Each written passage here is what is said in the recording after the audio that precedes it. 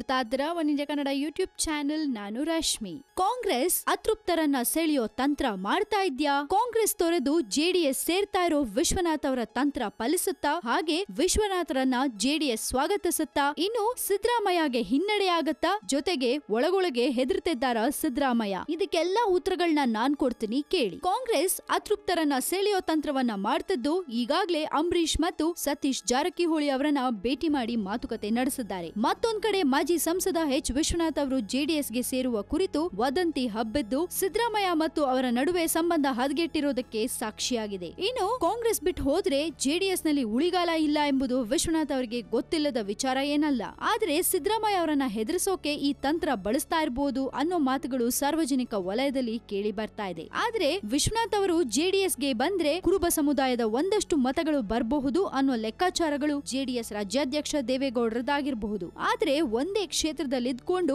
ರಾಜಕೀಯ ಮಾಡ್ತಾ ಬಂದಿರೋ ಕೆಆರ್ ನಗರ ಶಾಸಕ ಸಾರಾ ಮಹೇಶ್ ಮತ್ತೆ ವಿಶ್ವನಾಥ್ ಅವರದ್ದು ಎಣ್ಣೆ ಸೀಗೆಕಾಯಿ ಸಂಬಂಧ. ಹೀಗಾಗಿ ತಮ್ಮ ಪಕ್ಷಕ್ಕೆ ವಿಶ್ವನಾಥ್ ಬರೋದನ್ನ ಸಾರಾ ಬೆಂಬಲಿಗರು ಸಹಿಸ್ತಾರಾ ಅನ್ನೋದು ಕೂಡ ಇಲ್ಲಿ ತುಂಬಾನೇ ಇಂಪಾರ್ಟೆಂಟ್. ಒಂದ್ ವೇಳೆ ಎಚ್ ವಿಶ್ವನಾಥ್ ಜೆಡಿಎಸ್ ನತ್ತ ಮುಖ ಮಾಡಿದ್ರೆ ತವರು ಕ್ಷೇತ್ರದಲ್ಲಿ ಸಿದ್ದರಾಮಯ್ಯನವರಿಗೆ ಹಿನ್ನಡೆ ಶತಸಿದ್ಧ. ಕಾರಣ ಇಬ್ರು ನಾಯಕರು ಒಂದೇ ಸಮುದಾಯದವರಾಗಿರೋದ್ರಿಂದ ವ್ಯತಿರಿಕ್ತ ಪರಿಣಾಮ ಬೀರಿಯೇ ಬೀರಬಹುದು. ಇನ್ನು ಜೆಡಿಎಸ್ ರಾಜ್ಯದಲ್ಲಿರುವ 3 ಪಕ್ಷಗಳಲ್ಲೂ ಗುಂಪುಗಾರಿಕೆ ಇರೋದ್ರಿಂದ ಅವರೊಳಗೆ ಒಬ್ಬರ ಕಾಲನ್ನ ಮತ್ತೊಬ್ಬರು ಎಳಿತಾ ಇರೋದ್ರಿಂದಾಗಿ ಮುಂದಿನ ಸಾರ್ವತ್ರಿಕ ಚುನಾವಣೆಯಲ್ಲಿ ಮ್ಯಾಜಿಕ್ ನಂಬರ್ ಪಡೆದು ಅಧಿಕಾರ ಗದ್ದುಗೆ ಏರೋದು 3 ಪಕ್ಷಕ್ಕೂ ಕನಸಿನ ಮಾತಾಗುವುದು ನಿಶ್ಚಿತ. ಹೀಗಿರುವಾಗ ಮತ್ತೆ ಜೆಡಿಎಸ್ ಕಿಂಗ್ ಮೇಕರ್ ಆಗಿ ಹೊಂದಾಣಿಕೆಯಲ್ಲಿ ಆಡಳಿತ ನಡೆಸುವ ಸಾಧ್ಯತೆಗಳೇ ಹೆಚ್ಚು. ಇದೆಲ್ಲವನ್ನ ಗಮನಿಸ್ತಾ ಇರೋ ಮುಖ್ಯಮಂತ್ರಿ ಸಿದ್ದರಾಮಯ್ಯ ಅವರು ಮೇಲ್ನೋಟಕ್ಕೆ ಮುಂದಿನ ಚುನಾವಣೆಯಲ್ಲಿ ಕಾಂಗ್ರೆಸ್ ಗೆಲ್ಲಲಿದೆ, ನಾನೇ ಮುಖ್ಯಮಂತ್ರಿ ಆಗೋದು ಅಂತ ರಾಜಾರೋಷವಾಗಿ ಹೇಳ್ತಾ ಇದ್ರು. ಎಲ್ಲೋ ಒಂದ್ ಕಡೆ ಒಳಗೊಳಗೆ ಸಿಕ್ಕಾಪಟ್ಟೆ ಭಯ ಪಡ್ತಿದ್ದಾರೆ. ಅದಕ್ಕೇನೆ ಅವರು ಕಿಂಗ್ ಮೇಕರ್ ಆಗಲಿರುವ